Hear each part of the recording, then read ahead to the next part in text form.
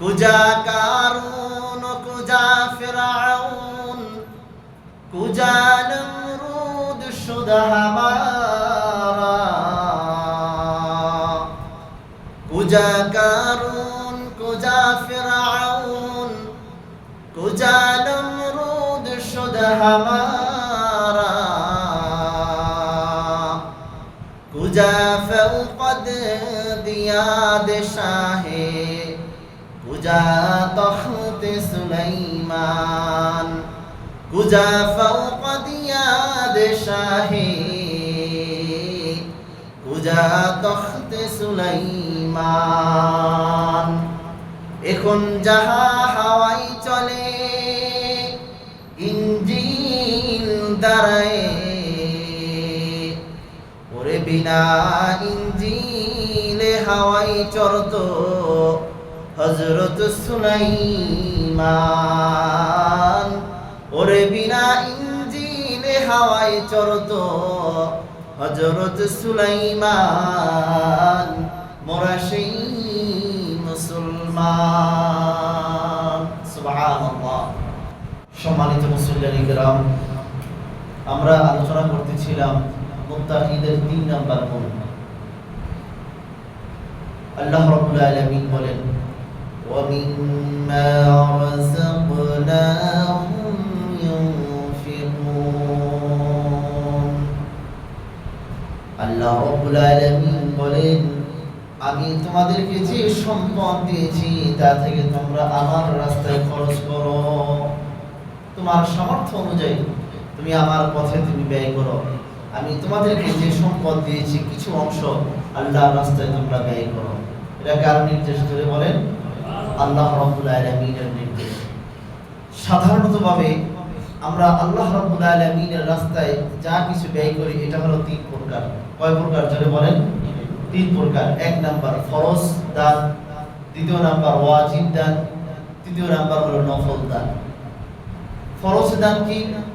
যেমন আমরা যাকাত আদায় করি, এটা কার নির্দেশ? আল্লাহ রাব্বুল আলামিনের নির্দেশ। যাকাত সবার উপরে এটা ফরজ হয় না। নিসাব পরিমাণ সম্পদ যাদের উপরে থাকে তাদের উপরে কি যাকাত ফরজ হয়। তাহলে যাকাত এটা হলো ফরজ দান এটা। এরপরে ২য় নাম্বার ওয়াজিব দান। যেমন ওয়াজিব দানের মধ্যে সাদকাতুল ফিতর, এটাও সবার উপরে ফরজ হয় না। নিসাব পরিমাণ সম্পদ যাদের কাছে থাকে বা এর আওতায় যেগুলো পড়ে ওই ঈদের উপরে কি হয় যে সাদকাতুল ফিতর ওয়াজিব হয়। এরপরে কুরবানি এটাও সবার উপরে ওয়াজিব হয় না। নিসাব পরিমাণ সম্পদ যাদের উপরে থাকে তাহলে এই কুরবানি নামক ওয়াজিব ইবাদতটা তখন তাদের উপরে ওয়াজিব হয় এটা। এরপরে মান্নত, তারপরে কাফারা, এগুলো সবার উপরে ওয়াজিব না। এইগুলো ক্ষেত্র বিশেষ শর্ত সাপেক্ষে যারা এই শর্তের আওতার মধ্যে পড়ে তাদের উপরে এই দানটা ওয়াজিব। এটাকে বলা হয় ওয়াজিব দান। আরেকটা হলো নফল দান। যেমন আল্লাহ রাব্বুল আলামিন পবিত্র কোরআনুল কারীমে সূরাতুল বাকারার এই যে ২য় নাম্বার ৩য় নাম্বার যে আয়াত, এই আয়াতের মধ্যে আল্লাহ রাব্বুল আলামিন বললেন ওয়া মিম্মা রাযাকনাহুম ইউনফিকুন। আর আমি তোমাদেরকে যে রিজিক দান করেছি ওই রিজিক থেকে তোমরা আমার রাস্তায় খরচ করো। তাহলে এই আয়াত দ্বারা ফরজ দানের কথাও আল্লাহ রাব্বুল আলামিন বুঝান নাই। এই আয়াত দ্বারা ওয়াজিব দানের কথাও আল্লাহ রাব্বুল আলামিন বুঝান নাই, বরং আল্লাহ রাব্বুল আলামিন নফল দানের কথা এই আয়াত দ্বারা বুঝিয়েছেন। জোরে বলেন সুবহানাল্লাহ। কোরআনুল কারীমের মধ্যে সাধারণত ইনফাক শব্দ যত জায়গায় ব্যবহার করা হয়েছে, খরচ করা, ইনফাক শব্দের অর্থ কি যদি বলেন? খরচ করা। এই ইনফাক শব্দ যত জায়গায় আল্লাহ রাব্বুল আলামিন ব্যবহার করেছেন সব জায়গায় আল্লাহ রাব্বুল আলামিন নফল দানকে বুঝিয়েছেন। সুবহানাল্লাহ। তাহলে ওয়া মিম্মা রাযাকনাহুম ইউনফিকুন, যে আমি তোমাদেরকে যে রিজিক দান করেছি তা থেকে তোমরা আমার রাস্তায় খরচ করো। এটা কোন দান বোঝানো হয়েছে? এটা নফল দান। কোন দান জোরে বলেন? নফল দান। তার কারণ হলো যেগুলো ফরজ দান আল্লাহ রাব্বুল আলামিন ওগুলো সরাসরি বলেছেন। যেমন আল্লাহ রাব্বুল আলামিন বলেছেন ওয়া আকিমুস সালাতা ওয়া আতুজ যাকাত, তোমরা নামাজ কায়েম করো এবং যাকাত আদায় করো। যাকাতের কথা আল্লাহ রাব্বুল আলামিন সরাসরি এটা বলেছেন, কারণ কি সেটা ফরজ।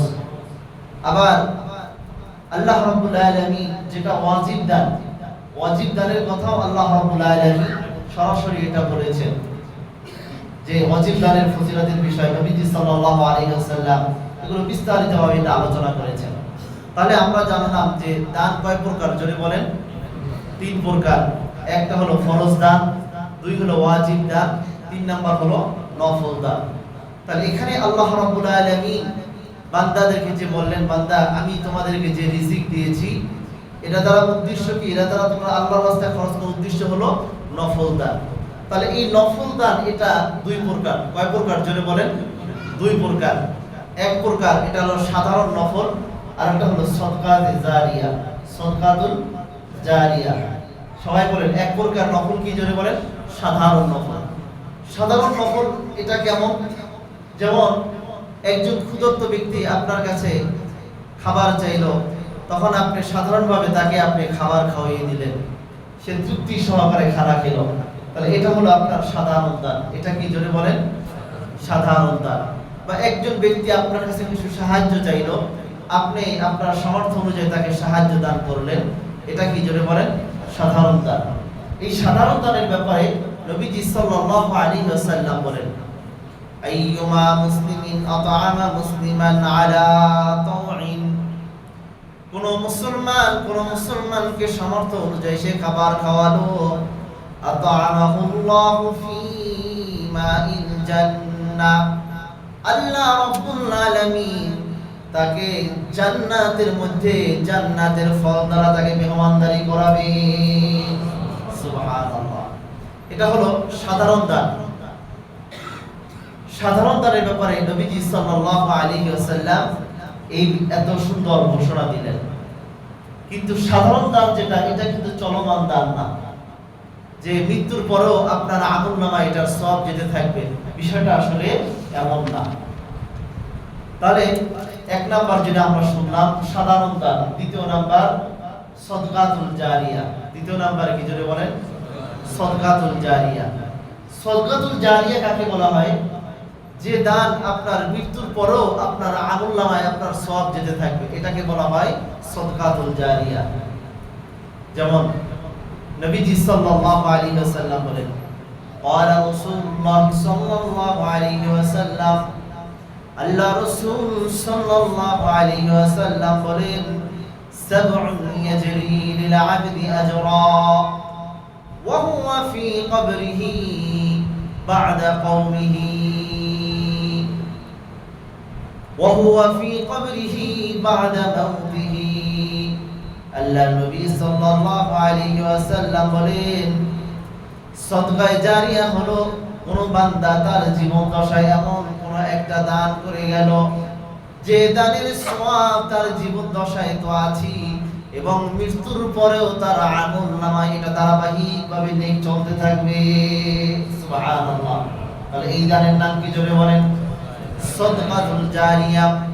এবার আসেন সদকাতুল জারিয়া কাকে বলা হয়? নবীজি সাল্লাল্লাহু আলাইহি ওয়াসাল্লাম বলেন, قال رسول الله صلى الله عليه وسلم, আল্লাহ রাসূল সাল্লাল্লাহু আলাইহি ওয়াসাল্লাম বলেন, মান আল্লামা ইলমান, কোন ব্যক্তি যদি ইলম শিক্ষা করে অথবা কাউকে ইলম শিক্ষা দেয়, এটা সদকাতুল জারিয়া। এটা কি, জোরে বলেন। সদকাতুল জারিয়া। আপনি ইলম শিক্ষা দিলেন কাউকে, আপনার এই ইলম দ্বারা যতদিন পর্যন্ত সে মানুষদেরকে উপকার দান করবে, নিজে উপকৃত হবে, ততদিন পর্যন্ত আপনার আমলনামায় নেক আসতে থাকবে। সুবহানাল্লাহ। আপনারা এখানে তাফসীরের আলোচনায় বসেন, এই কোন একটা কথার উপরে, কোন একটা হাদিসের উপরে আপনারা যদি আমল করেন, তার এর একটা সওয়াব কি আমার আমলনামায় চলতে থাকবে। আবার আপনি কাউকে আবার এই কথাটা বললেন, উনিও আপনার কথা অনুযায়ী আমল করলো, তখন সওয়াবটা আপনিও পাবেন, আমিও পাবো। এটা কি নাম? এটার নাম কি, জোরে বলেন। সদকাতুল জারিয়া। এরপর নবীজি বলেন, আও আজরা নাহরান, অথবা কোনো ব্যক্তি একটা নহর খনন করলো, নদী খনন করলো, খাল বিল খনন করলো, এটা দ্বারা যত মানুষ উপকৃত হবে ততদিন পর্যন্ত, যতদিন উপকৃত থাকবে ততদিন পর্যন্ত আপনার আমলনামায় নেক আসতে থাকবে। সুবহানাল্লাহ। আও হাফারা বিরান, অথবা আপনি একটা কূপ খনন করলেন বা একটা পানি খাওয়ার ব্যবস্থা করলেন, এখান থেকে যত মানুষ, পিপাসার্ত মানুষ, তারা যখন পানি খেয়ে পরিতৃপ্তি লাভ করবে, যত মানুষ এটা দ্বারা উপকৃত হবে ততদিন পর্যন্ত আপনার আমলনামায় নেক আসতে থাকবে, সওয়াব আসতে থাকবে। সুবহানাল্লাহ। আও ওয়ারাসা নাখলান, অথবা আপনি একটা গাছ রোপণ করলেন, ওই গাছ থেকে যত পশু পাখিরা ফল খাবে আপনার আমলনামায় নেক আসতে থাকবে। অথবা কোনো মানুষ যদি ওই গাছের ছায়া গ্রহণ করে, ওই গাছ থেকে যত মানুষ ফল গ্রহণ করবে আপনার আমলনামায় তার সওয়াব আসতে থাকবে। সুবহানাল্লাহ। আও বানা মসজিদান ওয়া মাদ্রাসাতান, অথবা কোন মাদ্রাসা বা মসজিদ আপনি নির্মাণ করলেন, কোন মসজিদ আপনি নির্মাণ করলেন, এখানে যত মানুষ ইবাদত বন্দেগী করবে, যত মানুষ ইবাদত বন্দেগী করবে এর একটা সওয়াব আপনার আমলনামায় আসতে থাকবে। অথবা আপনি একটা মাদ্রাসা বানালেন, ওই মাদ্রাসায় যত তালিবুল ইলম আসবে সবার একটা আমলের সওয়াব আপনার আমলনামায় আসতে থাকবে। যত ছাত্ররা কোরআন তিলাওয়াত করবে, যত ছাত্ররা ইবাদত বন্দেগী করবে এর একটা সওয়াব আপনার আমলনামায় চলে আসবে। জোরে বলেন সুবহানাল্লাহ। আও ওয়ারাসা মুসহাফান, অথবা আপনি কোনো কিতাব রচনা করলেন, দ্বীনি কোনো কিতাব লিখলেন, এই কিতাব যত পাঠকরা পড়বে এর উপরে যখন আমল করবে আল্লাহ রাব্বুল আলামিন আপনার আমলনামায় এর সওয়াব দান করবে। সুবহানাল্লাহ। আও তারাকা ওয়ালাদান ইস্তাগফিরু লাহু বা'দা মাউতিহি, অথবা আপনি এমন কোন সন্তান দুনিয়ার জমিনের মধ্যে ছেড়ে গেলেন, এমন কোন সন্তান দুনিয়ার জমিনের মধ্যে রেখে গেলেন যে আপনার মৃত্যুর পর সে ইস্তিগফার পাঠ করবে, এটাও হলো আপনার জন্য সাদকাতুল জারিয়া। সুবহানাল্লাহ। এজন্য নেককার সন্তান রেখে যাওয়া যে আপনার জন্য ইস্তিগফার পাঠ করবে, আপনার জন্য ক্ষমা চাবে, এটা হলো আপনার জন্য সাদকাতুল জারিয়া। তাহলে কিছু কিছু আমল আছে, এগুলো যদি আপনি আমি করে যেতে পারি তাহলে সেটা হয়ে যাবে আমাদের জন্য কি সাদকাতুল জারিয়া। যেমন নবীজি সাল্লাল্লাহু আলাইহি ওয়াসাল্লাম আরো বলেন, ক্বালা রাসূলুল্লাহ সাল্লাল্লাহু আলাইহি ওয়াসাল্লাম, আল্লাহ রাসূল সাল্লাল্লাহু আলাইহি ওয়াসাল্লাম বলেন, মান বানা লিল্লাহি মাসজিদান বানাল্লাহু লাহু বাইতান ফিল জান্নাহ, যে ব্যক্তি আল্লাহর জন্য একটা ঘর নির্মাণ করলো, আল্লাহ রাব্বুল আলামিন তার জন্য জান্নাতে একটা বাড়ি নির্মাণ করবেন। সুবহানাল্লাহ। তাহলে আপনি আল্লাহর জন্য বানালেন ঘর, আর আল্লাহ রাব্বুল আলামিন আপনার জন্য বানাবে জান্নাতে ঘর। কিন্তু আমাদের তামান্না এটা নেই। আমাদের তামান্না থাকে কিভাবে আমি একটা গাড়ি কিনবো, কিভাবে আমি একটা বাড়ি বানাবো। তো বলেন ঠিক না? তাই আমরা আল্লাহর ঘর তৌফিক, যাতে আল্লাহর ঘর তৈরি করার তৌফিক আল্লাহ রাব্বুল আলামিন যেন আমাদেরকে দান করেন। সবাই আল্লাহ তাআলার কাছে দোয়া করি যাতে দ্বীনি প্রতিষ্ঠান আমরা তৈরি করতে পারি, দ্বীনি প্রতিষ্ঠান তৈরি করার ফিকির যাতে আল্লাহ রাব্বুল আলামিন আমাদেরকে দান করেন। তাহলে নফল দান কয় প্রকার যদি বলেন? দুই প্রকার। একটা হলো সাধারণ দান, আর একটা কি সাদকাতুল জারিয়া। সূরাতুস সাবা এর 39 নম্বর আয়াতের মধ্যে আল্লাহ রাব্বুল আলামিন বলেন নফল দান সম্পর্কে, ওয়ামা আনফাকতুম মিন শাইইন ফাহুয়া ইউখলিফু ওয়া হুয়া খায়রুর রাযিকিন। আর তোমরা তোমাদের সম্পদ থেকে যা কিছু দান করবে আল্লাহর রাস্তায়, আল্লাহ রাব্বুল আলামিন তা পুঙ্খানুপুঙ্খভাবে তা তোমাদেরকে ফিরিয়ে দিবেন। সুবহানাল্লাহ। আর আল্লাহ রাব্বুল আলামিন তিনি হলেন উত্তম রিজিক দাতা। তাহলে আমরা আল্লাহর রাস্তায় আমরা যতটুকু খরচ করব আল্লাহ রাব্বুল আলামিন আমাদেরকে হাসরের ময়দানে এটা পুঙ্খানুপুঙ্খভাবে ফিরিয়ে দিবেন। তাহলে আমরা যেটা দান করি এটা কার কাছে জমা রাখি? আল্লাহর কাছে এটা জমা রাখি, এটা আমাদের বিফলে যায় না। এরপরে আল্লাহ রাব্বুল আলামিন বলেন ওয়া মা তুনফিকু মিন খায়রিন ফালিআনফুসিকুম, আর তোমরা কল্যাণকর যা কিছু তোমরা ভালো জিনিস যা কিছু তোমরা ব্যয় করো এটা তোমাদের নিজেদের জন্যই এটা ব্যয় করো। তাহলে আমরা যারা দান করি আমরা কার জন্য দান করি? আমাদের নিজেদের জন্যই এটা দান করি। ওয়া মা তুনফিকুনা ইল্লা ইবতিগা ওয়াজহিল্লাহ, আর তোমরা যা কিছু খরচ করবা এটা আল্লাহর সন্তুষ্টির জন্যই তোমরা খরচ করবা। ওয়া মা তুনফিকু মিন খায়রিন ইউওয়াফা ইলাইকুম ওয়া আনতুম লা তুযলামুন। ও বান্দা, দুনিয়ার জমিনের মধ্যে তুমি যা কিছু হালাল মাল থেকে তুমি আল্লাহর রাস্তায় দান করবা, আল্লাহ রাব্বুল আলামিন তোমার প্রত্যেকটা মাল হাসরের ময়দানে তোমাকে ফিরিয়ে দিবেন। সুবহানাল্লাহ। ওয়া মা তুনফিকু মিন খায়রিন ফাইন্নাল্লাহা বিহি আলীম। আল্লাহ রাব্বুল আলামিন বলেন তুমি কল্যাণকর যা কিছু তুমি খরচ করো নিশ্চয়ই আল্লাহ রাব্বুল আলামিন সেই বিষয়ে জ্ঞাত আছেন। আল্লাহ রাব্বুল আলামিন সব কিছু জানেন। সুবহানাল্লাহ। নবীজি সাল্লাল্লাহু আলাইহি ওয়াসাল্লাম বলেন যে পৃথিবীতে যত ব্যক্তি আছে দুই ব্যক্তির ব্যাপারে তোমরা ঈর্ষা করতে পারো, এর মধ্যে দুই ব্যক্তির ব্যাপারে তোমরা ঈর্ষা করতে পারো। আর সেই দুই ব্যক্তি কারা? قال رسول الله صلى الله عليه وسلم لا حسد إلا في اثنين رجل آتاه الله مالا فسلطه على هلكته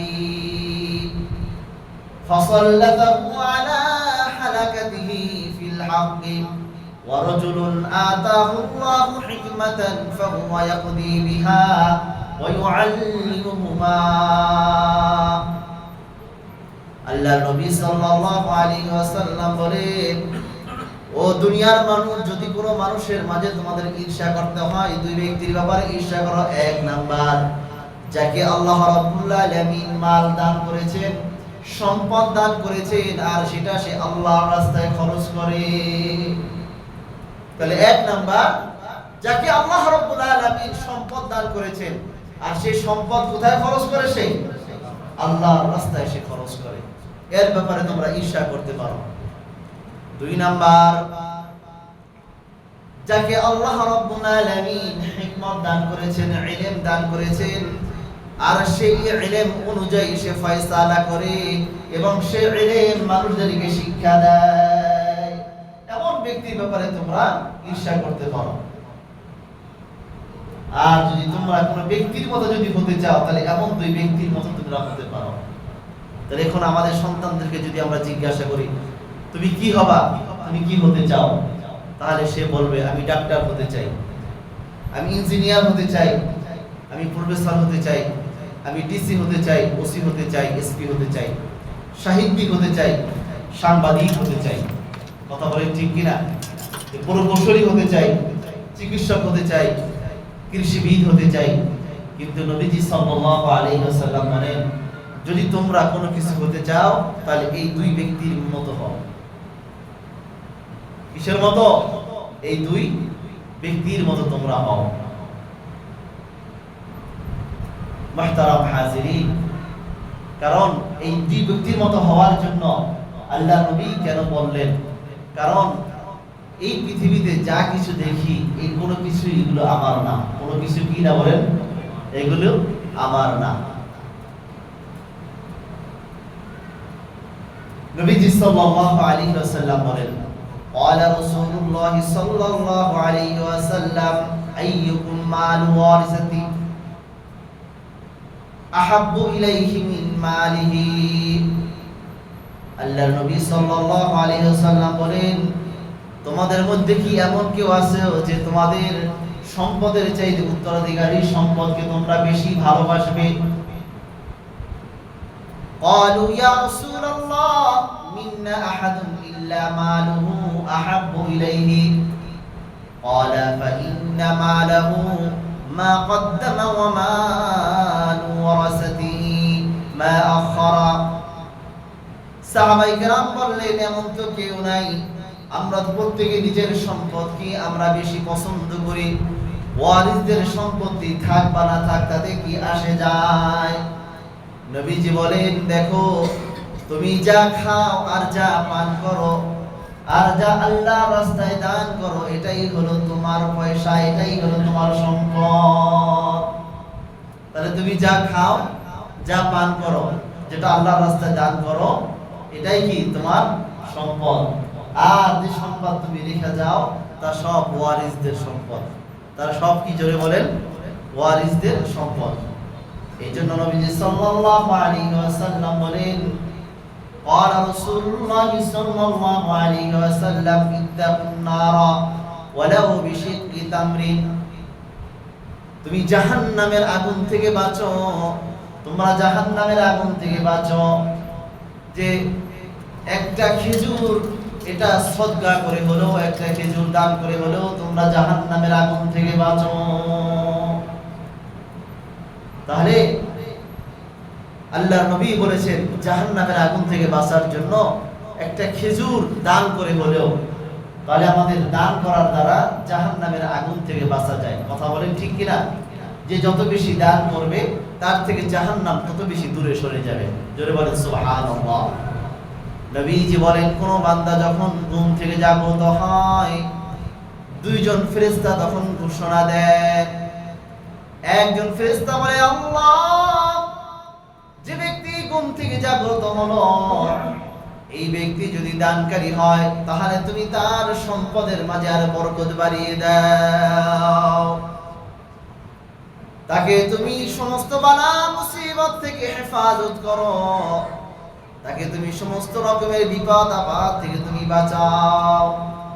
আর যদি সে কৃপণ হয়, যদি দানকারী না হয় তাহলে তার সম্পদ তুমি দুনিয়াতে থাকা অবস্থায় ধ্বংস করে দাও। নাউজুবিল্লাহ। তার সম্পদ যাতে তার কাজে না লাগে। কত বড় ঘোষণা! ফেরেশতাদের এই বদদুআ এটা কি বিফলে যাবে নাকি? জোরে বলেন। এটা কিন্তু বিফলে যাবে না। তাহলে এই জন্য আপনি আমি যখনই ঘুম থেকে উঠি তখন দুজন ফেরেশতা কিন্তু এই ঘোষণা দেন। তাই আমরা দৈনিক যদি কিছু কিছু আল্লাহর রাস্তায় আমরা দান করি, দৈনিক যদি কিছু কিছু আমরা দান করি তাহলে আশা করা যায় ফেরেশতাদের দোয়ার বরকত আমরাও হাসিল করতে পারবো। সুবহানাল্লাহ। যেমন আনাস ইবনে মালিক রাদিয়াল্লাহু তাআলা আনহু قال হযরত আনাস ইবনে মালিক রাদিয়াল্লাহু তাআলা আনহু থেকে বর্ণিত, তিনি বলেন قال রাসূলুল্লাহ সাল্লাল্লাহু আলাইহি ওয়াসাল্লাম, আল্লাহ রাসূল সাল্লাল্লাহু আলাইহি ওয়াসাল্লাম বলেন ইন্নাস সাদাকাতা লা তুতফিউ গাদাবা রাব্বি, নিশ্চয়ই সাদকা এটা প্রতিপালকের আমার প্রতিপালকের গুসাকে, আমার প্রতিপালকের রাগকে এটা মিটিয়ে দেয়। ওয়া তুতফিউ মাইদাতাস সুই, এবং এই মৃত্যুর পর যত মন্দ যা কিছু আছে, হঠাৎ মৃত্যু যেটা আছে, এই মৃত্যু জাতীয় জিনিস এটাকে এই সদকা এটা থেকে বাঁচিয়ে দেয়। সুবহানাল্লাহ। হঠাৎ মৃত্যু থেকে সদকা এটা বাঁচিয়ে দেয়। হঠাৎ মৃত্যু কেমন মৃত্যু? যে মৃত্যুতে তওবা করার সুযোগ হয় না, এমন মৃত্যু থেকে সদকা তাকে হেফাজত করে। এই জন্য বেশি বেশি আমাদের সদকা করা দরকার। কথা বলেন ঠিক কিনা? কিন্তু বড় আফসোস, আমরা দৈনিক এই সম্পদকে কেন্দ্র করে আল্লাহ রাব্বুল আলামিনের কত গুসা আমরা নামিয়ে নিয়ে আসছি। কথা বলেন ঠিক কিনা? যদি এই সম্পদের কারণে আমরা আল্লাহ রাব্বুল আলামিনের বিধানকে লঙ্ঘন করি তাহলে এই সম্পদের মাধ্যমে আমরা আল্লাহ রাব্বুল আলামিনের গুসা আমরা নামিয়ে আনলাম। কথা বলেন ঠিক কিনা? তাই আল্লাহ তাআলা পুরা পৃথিবীর শাসন ক্ষমতা দান করেছিলেন চারজন ব্যক্তিকে। কয়জন ব্যক্তি যদি বলেন? চারজন ব্যক্তি। এর মধ্যে দুইজন ব্যক্তি ছিল মুসলমান আর দুইজন ব্যক্তি ছিল কাফের। তাহলে পুরো পৃথিবী শাসন করছে কতজন ব্যক্তি যদি বলেন? 4 জন ব্যক্তি। এর ভিতরে দুইজন কি মুসলমান আর 2 জন কাফের। 2 জন যারা কাফের, একজনের নাম হলো নমরুদ। নাম শুনছেন আপনারা? কি নাম? নমরুদ। সে সারা বিশ্ব শাসন করেছে। আরেকজন হলো বখতে নাসার। কি নাম? বখতে নাসার। আর মুসলমানদের মধ্যে যে 2 জন সারা পৃথিবী শাসন করেছেন, একজন হলেন হযরত সুলাইমান আলাইহিস সালাতু ওয়াস সালাম, আরেকজন হলেন যুলকারনাইন। আরেকজন কি জোরে বলেন? যুলকারনাইন। তাহলে সুলাইমান আলাইহিস সালাতু ওয়াস সালাম তিনি तमाम পৃথিবী শাসন করেছেন। তার মনের একটা ইচ্ছা ছিল পৃথিবীর মধ্যে যত সুন্দর সুন্দর যত ঘোড়া আছে এই ঘোড়াগুলোকে তিনি লালন পালন করবেন। তাই তিনি বিভিন্ন রাষ্ট্র থেকে, বিভিন্ন দেশ থেকে সুন্দর সুন্দর ঘোড়াগুলো তিনি খরিদ করে নিয়ে আসতেন, এনে তিনি তার আস্তাবলে রাখতেন। আর তিনি নিজে এটার যত্ন করতেন। মাঝে মাঝে তিনি এটাকে ঘুরে ঘুরে দেখতেন। যখন তিনি এগুলো ঘুরে ঘুরে দেখতেন তখন তার কাছে খুব ভালো লাগতো। তো একদিন এত সুন্দর সুন্দর ঘোড়া তিনি দেখতেছিলেন। তার ঘোড়া দেখতে দেখতে একদিন তার এমন অবস্থা হলো যে এক ওয়াক্ত নামাজ তার থেকে ছুটে গেল। যখন তার থেকে এক ওয়াক্ত নামাজ ছুটে গেল তখন তার দিলের ভিতরে বড় আফসোস লাগলো। তখন তিনি আল্লাহ রাব্বুল আলামিনের কাছে বললেন, ফাকালা ইন্নী আহবাবতু হুব্বাল খায়রি আন যিকরি হাত্তা তাওয়ারাত বিল হিজাব।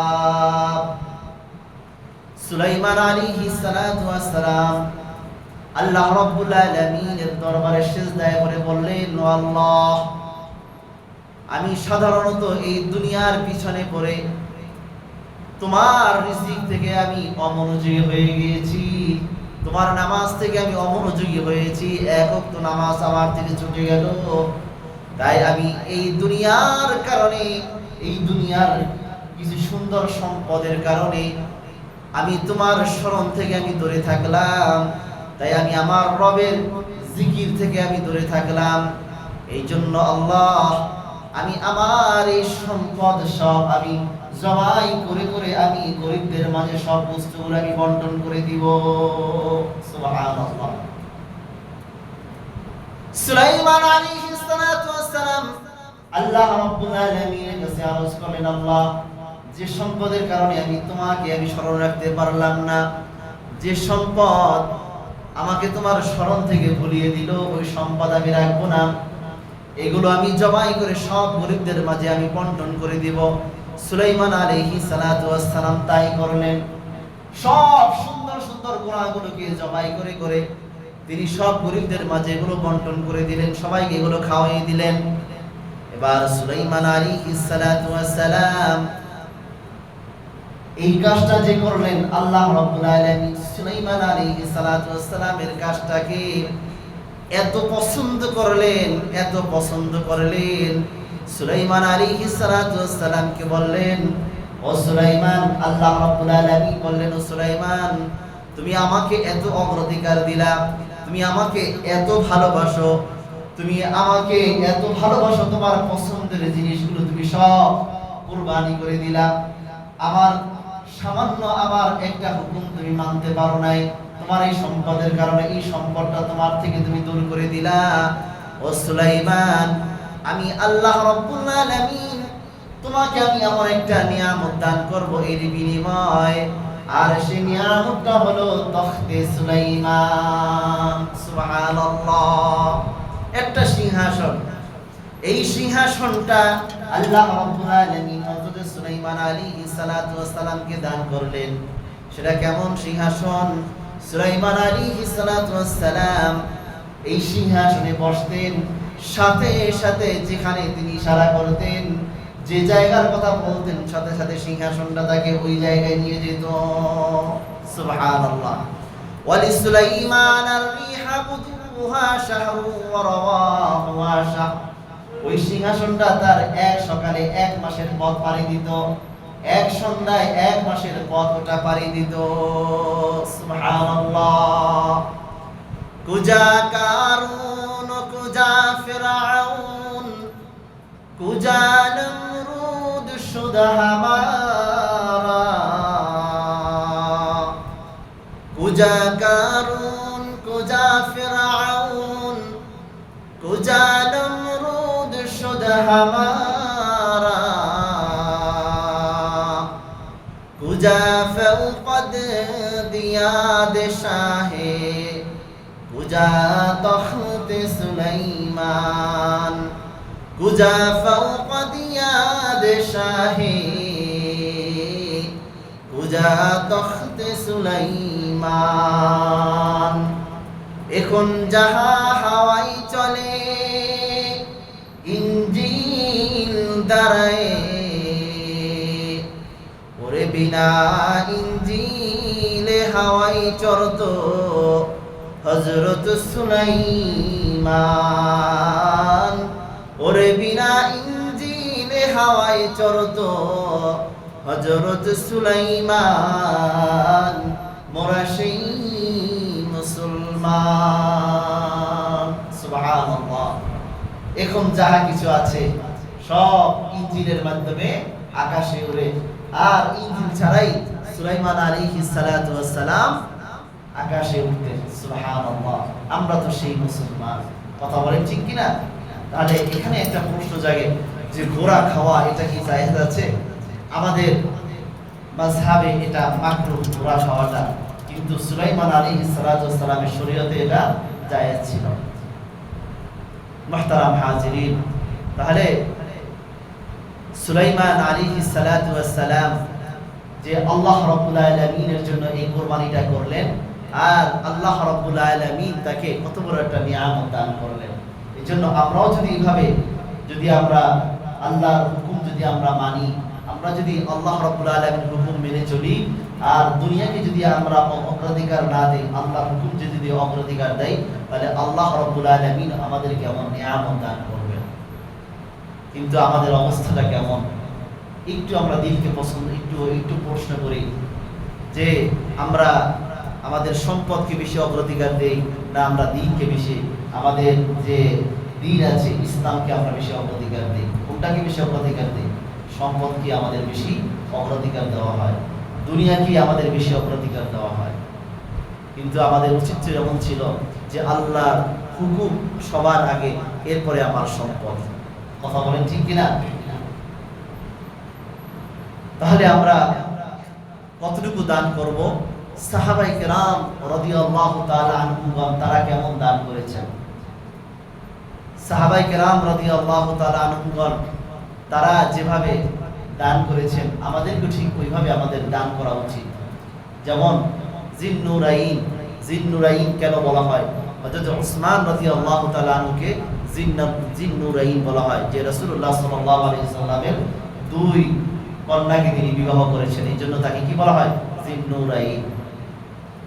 যে উসমান রাদিয়াল্লাহু তাআলা আনহুর ঘটনা, একবার নবীজি সাল্লাল্লাহু আলাইহি ওয়াসাল্লাম যখন মদিনাতে গেলেন, এরপরে মুসলমানদের নামাজ পড়ার জন্য আবু বকর সিদ্দিক রাদিয়াল্লাহু তাআলা আনহু 10 দিরহাম দিয়ে মসজিদে নববী জায়গাটা তিনি খরিদ করলেন, মসজিদে নববীর এটা নির্মাণ করলেন। কিন্তু এরপর দেখা গেল মুসলমানদের সংখ্যা দিনে দিনে আস্তে আস্তে বাড়তে থাকলো। যখন মুসলমানদের সংখ্যা আস্তে আস্তে বাড়তে থাকলো, ঘটনাক্রমে জায়গার একটু বেশি বাড়ানোর দরকার ছিল। মসজিদে নববীর পাশে একটা বিশাল জমি ছিল, জমিটা ছিল একজন ইহুদির। কার ছিল জোরে বলেন? একজন ইহুদির ছিল জমিটা। নবীজি সাল্লাল্লাহু আলাইহি ওয়াসাল্লাম বললেন, ওই লোকটাকে জিজ্ঞাসা করলেন, এই তুমি কি তোমার জমিটা বিক্রি করবা? তখন সে দেখলো যে মুসলমানদের এই জমিটা লাগবে, তাহলে তো জমির দাম ন্যায্য দাম এটা চাওয়া যাবে না, বরং 10 গুণ বাড়িয়ে তারপর এটা যেতে হবে। এটা হলো ইহুদিদের একটা খাসলাত। এটা সে তাই করলো, আল্লাহর নবীর কাছে বলল যে হ্যাঁ আমি আমার জমি এটা বিক্রি করতে পারি, তবে জমির যে দাম আছে এর যে 10 গুণ বেশি আমাকে যদি দাম দিতে পারো, তাহলে আমি এই জমিটা আমি তোমাদেরকে দিতে পারি।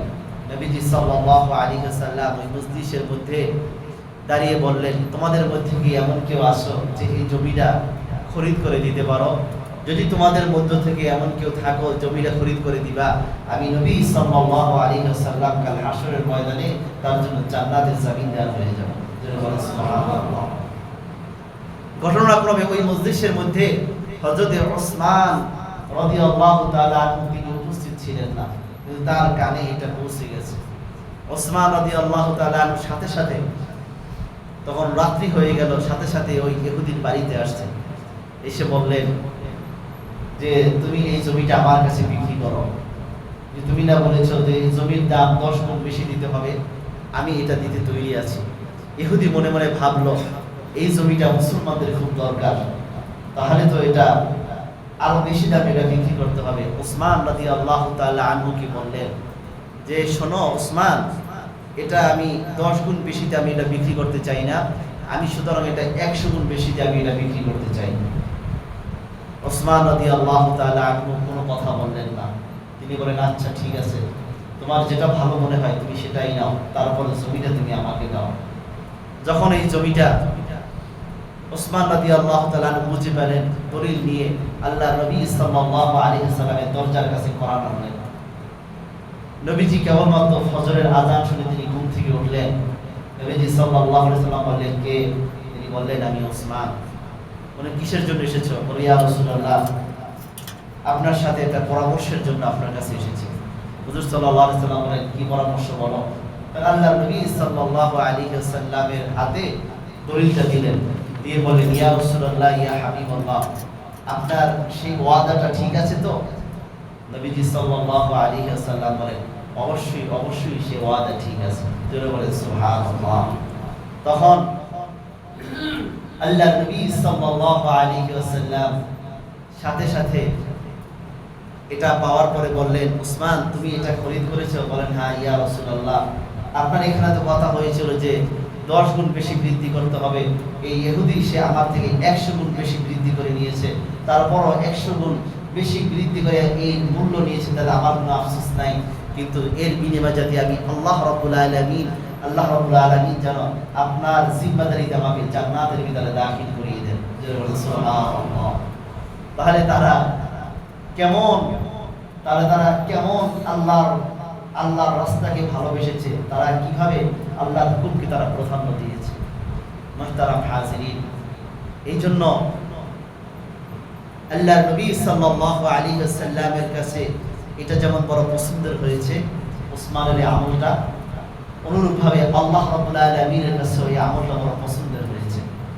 আল্লাহ রাব্বুল আলামিন সাথে সাথে জিবরাইল আমিনকে পাঠিয়ে দিলেন, তুমি যাও নবীর নিকট, তুমি যাও নবীর কাছে যাও। জিবরাইল এসে বললেন ইয়া রাসূলুল্লাহ ইয়া হাবিবাল্লাহ, আপনি ঘোষণা দিয়ে দেন ওসমান যে জমিটা খরিদ করেছে, ওসমান যে জায়গাটা দিল, এই জায়গাটা আমার ঘর আর এই জায়গাটা আমার ঘর আর মিম্বারের মধ্যবর্তী একটা জায়গা, এই জায়গাটা দুনিয়ার কোনো সাধারণ জায়গা নয়, এই জায়গাটা হচ্ছে জান্নাতের একটা টুকরা। সুবহানাল্লাহ। উসমানের এই দানটা আল্লাহ রাব্বুল আলামিন এত পছন্দ করেছেন, মনে হয় যেন উসমান জান্নাতের একটা টুকরা আপনাকে হাদিয়া দিয়েছেন। সুবহানাল্লাহ। তাহলে এই জন্য পছন্দনীয় জিনিস আল্লাহর রাস্তায় এটা ব্যয় করা। সিদ্দিক আকবর আবু বকর সিদ্দিক রাদিয়াল্লাহু তাআলা আনহু এত পরিমাণ তিনি দান করেছেন, তিনি দান করতে করতে নিঃস্ব হয়ে গিয়েছেন। আবু বকর রাদিয়াল্লাহু তাআলা আনহু তিনি কেমন দান করেছেন? তাবুকের যুদ্ধের দিন নবীজি সাল্লাল্লাহু আলাইহি ওয়াসাল্লাম ঘোষণা করলেন এই যুদ্ধে অনেক অনুদানের প্রয়োজন, যার কাছে যা আছে সব কিছু তোমরা দান করো। মহিলারা কানের দুল খুলে খুলে তারাও দান করতে থাকলো। এদিকে ইতিপূর্বে আবু বকর সিদ্দিক রাদিয়াল্লাহু তাআলা তিনি তো সব সময় দানের ক্ষেত্রে অগ্রগামী। এদিকে ওমর রাদিয়াল্লাহু তাআলা আনহু এখন বিপুল সম্পদের মালিক, তিনি মনে মনে ভাবছেন আবু বকরের কাছে তো এবার বেশি টাকা পয়সা নাই, আমার তো এখন অনেক টাকা পয়সা আছে, কোন সময় তো আবু বকরের চাইতে আমি জিততে পারি নাই, তবে আজকে মনে হয় ইনশাআল্লাহ আজকের আবু বকরের চাইতে আমি বড় জিতে যাব, আবু বকরের চাইতে আমি ফার্স্ট হয়ে যাব। আল্লাহর নবী সাল্লাল্লাহু আলাইহি ওয়াসাল্লাম বলেন যে ওমর তুমি কি কি দান করবা, হাজির করো। ওমর রাদিয়াল্লাহু তাআলা জিজ্ঞাসা করলেন তুমি কি পরিমাণ দান করেছো?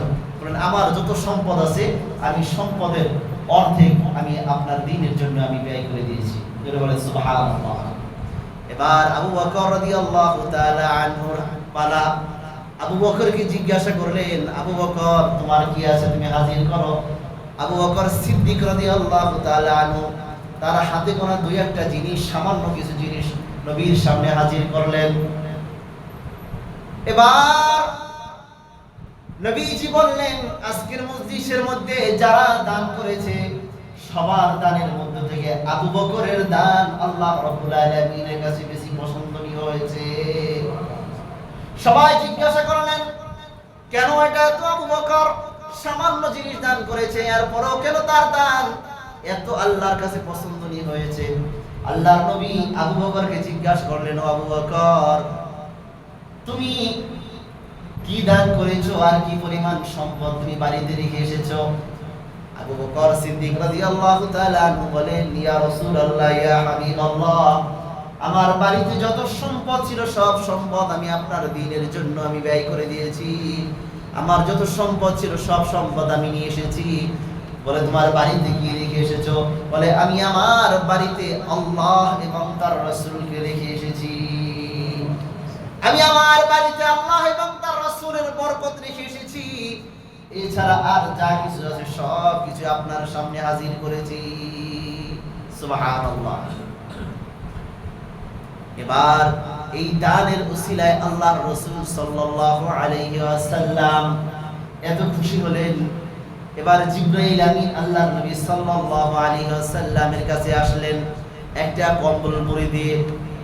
নবীর দরবারে আসলেন, কম্বল গায়ে দিয়ে আল্লাহর নবী তাকে জিজ্ঞাসা করলেন জিবরাইল এই কম্বল মুড়ি দিয়ে তুমি কেন আসলা? এবার জিবরাইল আলাইহিস সালাতু ওয়াস সালাম বলেন ও আল্লাহর রাসূল আপনার কি খবর না, আপনি কি খবর রাখেন, আপনার কি খবর নাই? আবু বকর একটা কম্বল মুড়া দিয়ে বসে আছে, তাই তার সম্মানার্থে আমিও তার কম্বল মুড়া দিয়ে চলে এসেছি। সুবহানাল্লাহ। যে আবু বকর একটা কম্বল মুড়া দিয়ে বসে আছেন আর আল্লাহ রাব্বুল আলামিন আমাকে একটা কম্বল মুড়া দিয়ে আপনার কাছে পাঠিয়েছেন আবু বকরের সম্মানার্থে। সুবহানাল্লাহ সুবহানাল্লাহ। তাই আমরা তো দান করি, সব থেকে পুরাতন যে জিনিসটা আছে এই জিনিসটা আমরা দান করি। কথা বলেন ঠিক কিনা? আবার আমরা দান করি যে পুরাতন টাকা যেটা আছে ওই টাকাটা আমরা দান করি। সব থেকে ছোট যে নোটটা আছে এই নোটটা আমরা দান করি। আর আমরা সব থেকে ছোটখাটো যে জিনিসটা, নিম্নমানের যে জিনিসটা, এই জিনিসটা আমরা দান করি। কথা বলেন ঠিক কিনা? আমাদের দানের অবস্থাটা তো এমন, আমাদের দানের অবস্থাটা এমন। এবং সব থেকে সস্তায় যে জিনিসটা পাওয়া যায় সেই সস্তাকৃত জিনিসটা এটা আমরা দান করি। যেমন আমরা যাকাত দিচ্ছি, তাও সব থেকে নিম্নমানের যে কাপড়গুলো আছে এগুলো আমরা যাকাতের জন্য আমরা ব্যবহার করছি। অনেক দোকানে তো সাইনবোর্ড টানানো আছে যে এখানে যাকাতের কাপড় পাওয়া যায়, তার মানে হলো এখানে নিম্নমানের কাপড় পাওয়া যায়। কথা বলেন ঠিক কিনা? এটা হলো আমাদের দানের অবস্থা। এগুলো আমরা যাকাত দেওয়ার নামে আমরা হাসি ঠাট্টা করছি, আল্লাহর বিধানের সাথে আমরা উপহাস করছি। কথা বলেন ঠিক কিনা? আমি মানুষকে দিব, এটা এমন একটা জিনিস দিব যে উন্নত মানের জিনিস, যাতে সে এটা পেয়ে খুশি হয়, এটা সে ব্যবহার করতে পারে, এটা দ্বারা সে উপকৃত হতে পারে। কথা বলেন ঠিক কিনা? এমনই আমাদের হওয়া উচিত। যেমন হযরতে ফাতেমা রাদিয়াল্লাহু তাআলা আনহা যখন বিবাহ হয়েছে, বাসর ঘরে তার স্বামী আলী রাদিয়াল্লাহু তাআলা আনহু তিনি তাকে একটা শাড়ি হাদিয়া দিলেন, উন্নত মানের একটা কাপড় হাদিয়া দিলেন। বাসর রাতের পরের দিন একজন ভিক্ষুক এসে বলল, মাগো আমাকে একটা কাপড় দিয়ে সহযোগিতা করো, আমাকে একটা কাপড় দ্বারা সহযোগিতা করো, আমি বড় কষ্টে আছি। ফাতেমা রাদিয়াল্লাহু তাআলা আনহা তিনি তার পুরাতন একটা কাপড় নিয়ে তিনি রওনা দিয়েছেন যে ওই জায়গাটা তিনি দান করবেন। ইতিমধ্যে তার কোরআনুল কারীমের আয়াতটা মনে পড়েছে, লান তানালুল বিররা হাত্তা তুনফিকু মিম্মা তুহিব্বুন। তোমরা ততক্ষণ পর্যন্ত তোমাদের দানকে গ্রহণ করা হবে না, গ্রহণযোগ্য করা হবে না, যতক্ষণ পর্যন্ত তোমাদের নিজেদের কাছে যেটা ভালো লাগে, তোমাদের পছন্দনীয় জিনিস, এটা যখন তোমরা দান না করবা। যখন হযরত ফাতেমা রাদিয়াল্লাহু তাআলা আনহার স্মরণ হয়ে গেল, তিনি সাথে সাথে পুরাতন কাপড়টা রেখে তার বাসর রাতের যে নতুন কাপড়টা আছে, নতুন শাড়িটা আছে, সেটা নিয়ে তিনি অগ্রসর হলেন। তার সাথী সঙ্গীরা বলল, এটা তো কেবলমাত্র নতুন কাপড়, তুমি একদিন মাত্র পরেছো, এটাই তুমি দান করে দিবা। হযরত ফাতেমা রাদিয়াল্লাহু তাআলা আনহা বললেন, আরে তোমরা কি দেখছো না, ভিক্ষুক তো আমার কাছে পুরাতন কাপড় চাচ্ছে না, ভিক্ষুক তো আমার কাছে নতুন কাপড় চাচ্ছে না, ভিক্ষুক তো আমার কাছে পুরাতন কাপড় চাচ্ছে না, তিনি আমার কাছে একটা কাপড় চেয়েছেন। এবার তার সঙ্গীরা বলে, তিনি তো একটা পুরাতন কাপড় তাকে দিলেই হবে, তিনি তো তোমার কাছে নতুন কাপড় চাচ্ছে না। এবার ফাতেমা রাদিয়াল্লাহু তাআলা আনহা বলেন, তোমরা আল্লাহর রাস্তায় ওই জিনিস ব্যয় করো যে জিনিসটা তোমার নিজের কাছে পছন্দনীয়। সুবহানাল্লাহ। আরশে খাকি দরসে খুন ওয়ারদিউ لن تنالوا البر حتى تنفقوا عرش খাকি درس خن وردعوا لن تنالوا البر حتى تنفقوا। যে জিনিসটা তুমি নিজে পছন্দ করো, নিজের কাছে যেটা তোমার ভালো লাগে, ওই জিনিসটা তুমি আল্লাহর জন্য তুমি ব্যয় করো। কথা বলেন ঠিক কিনা? তো ফাতেমা রাদিয়াল্লাহু তাআলা আনহা সাথে সাথে তার নতুন জিনিসটা তিনি দান করে দিলেন। সুবহানাল্লাহ। তাদের দান আর আমাদের দান। আর যারা দান করে না, তাদের অপর নাম কি? কৃপণ। তাদের নাম কি? জোরে বলেন, কৃপণ। আল্লাহ রাব্বুল আলামিন তাদের ব্যাপারে সূরাতুল লাইলের মধ্যে বলেন, ওয়া আম্মা মান বাখিলা ওয়াস্তাগনা ওয়া কাযযাবা বিল হুসনা। আর যারা কৃপণ, তারা বেপরোয়া হয়, ওয়াকাযযাবা বিল হুসনা, এবং কত ভালো ভালো জিনিস আছে, উত্তম জিনিস আছে, এগুলোকে তারা মিথ্যা প্রতিপন্ন করে। ফাসানুয়াসসিরুহু লিল উসরা। আর আল্লাহ রাব্বুল আলামিন বলেন, কষ্টের বিষয়ের জন্য তারা, কষ্টের যত বিষয় আছে এগুলোকে তিনি সহজ করে দেন। ওয়ামা ইউগনি আনহু মালুহু ইযা তারাদ্দা। আর তার সম্পদ তার কোনো কাজে আসে না যখন তার অধঃপতন হয়। তাহলে তার যত কষ্টকর যত বিষয়, এগুলো আল্লাহ রাব্বুল আলামিন সহজ করে দেন। এরপরও যারা নাকি কৃপণ, তারা বেপরোয়া হয় এবং উত্তম উত্তম জিনিসগুলোকে তারা মিথ্যা প্রতিপন্ন করতে থাকে। আর যখন সে অধঃপতন হয়, তখন তার সম্পদ তার কোনোই কাজে আসে না।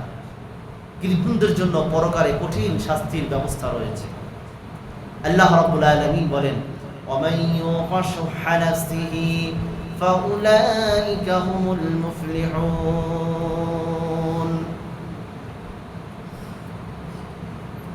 আর আল্লাহ রাব্বুল আলামিন বলেন, যে কৃপণতার গুণ থাকে, গুণ থেকে যে ব্যক্তি বেঁচে গেল, কৃপণতা থেকে যে নিজেকে বাঁচিয়ে রাখতে পারলো, সেই হলো প্রকৃতপক্ষে সফল কাম।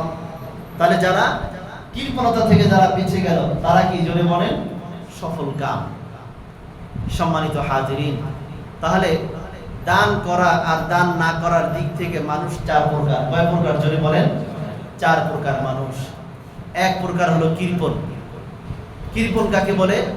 যে নিজে খায়, কিন্তু এই তার সম্পদ নিজে খায়, নিজে ভোগ করে, কিন্তু অন্য কোনো মানুষকে সে খাওয়ায় না, অন্য কোনো মানুষকে সে ভোগ করতে দেয় না। একে কি বলেন? কৃপণ বলেন।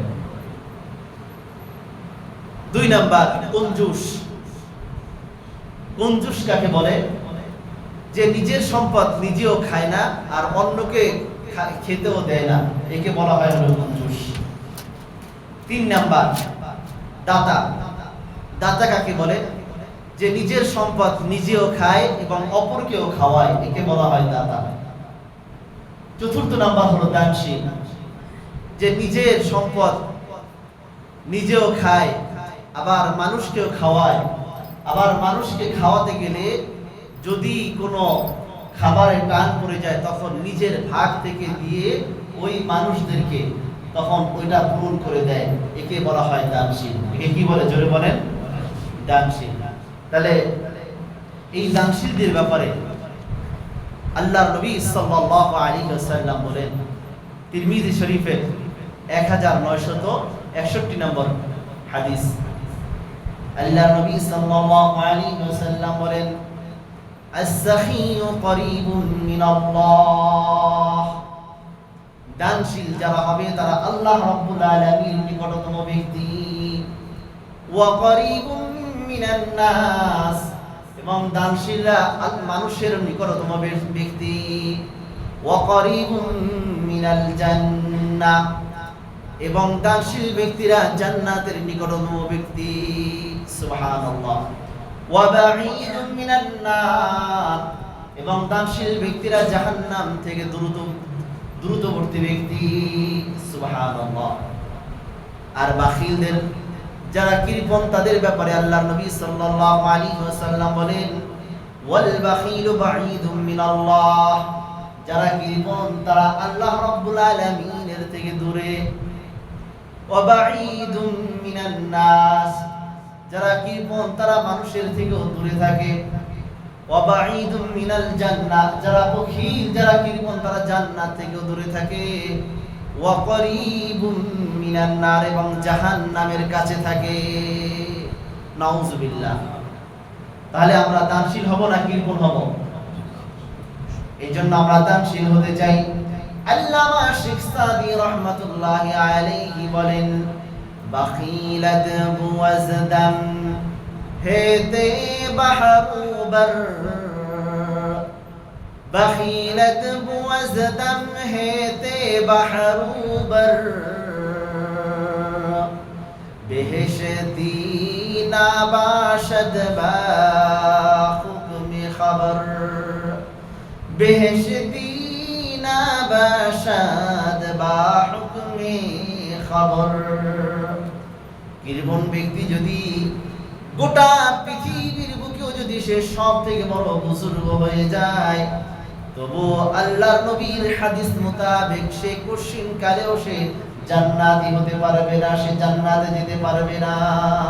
নাউজুবিল্লাহ। এই জন্য যারা কৃপণ ব্যক্তিদের জন্য রয়েছে জাহান্নাম। কৃপণ ব্যক্তিদের জন্য কি রয়েছে? জাহান্নাম। কৃপণদের পরিণতি, কারণ সে দুনিয়াবি শিক্ষা দীক্ষা, দুনিয়াবি বিদ্যা বুদ্ধি দিয়ে সে যথেষ্ট উন্নতি সাধন করেছিল, এবং সে এত পরিমাণ জ্ঞানী ছিল। আল্লাহ পাক তাকে এত অধিক পরিমাণ ধনসম্পদ দান করেছিলেন যে সেগুলোর চাবি বহন করার জন্য 70টা উটের পিঠে সেগুলো বহন করতে হতো। 70টা উট তার প্রয়োজন হতো। তার কি পরিমাণ অর্থ সম্পদ আল্লাহ রাব্বুল আলামিন তাকে দান করেছিলেন। একদিন হযরত মুসা আলাইহিস সালাতু ওয়াস সালাম কারুনের নিকট গিয়ে বললেন, ও কারুন, আহসিন কামা আহসানাল্লাহু ইলাইকা, আল্লাহ রাব্বুল আলামিন তোমাকে যে সম্পদ দিয়েছেন তা থেকে তুমি অভাবীদেরকে তুমি তা থেকে খরচ করো, অভাবীদের অভাব তুমি পূরণ করো, আল্লাহর এই নিয়ামতের শুকরিয়া তুমি আদায় করো। তখন এই কথা শুনে সে সাথে সাথে জবাবে বলে উঠল, মুসা ক্বালা ইন্নামা উতিতুহু আলা ইলমিন ইনদি, এই যে সম্পদ যা কিছু দেখছো এগুলো তো আমি নিজের বলে, নিজের দক্ষতার বলে, নিজের জ্ঞানের বলে এগুলো আমি অর্জন করেছি। এ তো কারো কোনো অনুগ্রহ নাই, অনুগ্রহের ফলে আমি এগুলো অর্জন করি নাই। জোরে বলে নাউজুবিল্লাহ। কারুনের এই কথায় আল্লাহ রাব্বুল আলামিন অসন্তুষ্ট হয়ে গেলেন। আল্লাহ রাব্বুল আলামিন তখন কারুনকে তার এই ধনভাণ্ডার সহ জমিনের ভিতরে ধসিয়ে দিলেন। কথা বলেন ঠিক কিনা? তখন এমন কোন দল ছিল না যে তাদের এই আযাব থেকে রক্ষা করতে পারবে, এবং তার বল বুদ্ধি সৈন্যবাহিনী যা কিছু ছিল, তার দক্ষতা যা কিছু ছিল, কোনো কিছুই এই আযাব থেকে ফিরানোর কোনো কাজে আর আসলো না। তার যে সম্পদ যা তাকে দেওয়া হলো, যে এই সম্পদ তার কোনো কাজে আসলো না। কথা বলেন ঠিক কিনা? তাহলে এই সম্পদ কে দেয়? জোরে বলেন। আল্লাহ। কে দেয়? না মানুষ দেয়? মানুষ কোনো মানুষকে সম্পদ দিতে পারে না। সম্পদ কে দেন? আল্লাহ দেন। তাহলে গাড়ির মালিক, বাড়ির মালিক, শিল্প কারখানার মালিক, এগুলো কে করেন? আল্লাহ। ক্ষমতার মালিক কে? জোরে বলেন। আল্লাহ। তাহলে আপনি হয়েছেন না আল্লাহ রাব্বুল আলামিন বানিয়েছেন। কে বানিয়েছেন? আল্লাহ রাব্বুল আলামিন বানিয়েছেন। এবং গাছে যে ফল দেন, এই ফল কে দান করেন? আল্লাহ রাব্বুল আলামিন ফল দান করেন। খেতে ফসল দেন, এই ফসল কে দান করেন? আল্লাহ রাব্বুল আলামিন দান করেন। মায়ের গর্ভে যে বাচ্চা দান করেন, এই বাচ্চা দেন, এই বাচ্চা কে দেন? আল্লাহ রাব্বুল আলামিন দান করেন। এবং ক্ষমতায় উঠান কে? আল্লাহ। ক্ষমতা থেকে নামান কে? আল্লাহ। তাহলে আল্লাহ পাক যে সম্পদ আমাদেরকে দিয়েছেন, সেই সম্পদ আল্লাহর রাস্তায় আমাদের দান করতে হবে। সেই সম্পদ যদি আমরা আল্লাহর রাস্তায় দান করতে পারি, আল্লাহর পথে ব্যয় করতে পারি, তাহলেই আমরা হতে পারবো সফল কাম। কথা বলেন ঠিক কিনা? আল্লাহ রাব্বুল আলামিন যেন আমাদের আল্লাহর এই নিয়ামতের শুকরিয়া আদায় করার তৌফিক দান করেন। আল্লাহ রাব্বুল আলামিনের এই নিয়ামত যাতে আমরা বেশি বেশি আল্লাহর রাস্তায় ব্যয় করতে পারি, সেই তৌফিক দান করেন। ওয়া মা তাওফীকি ইল্লা বিল্লাহ।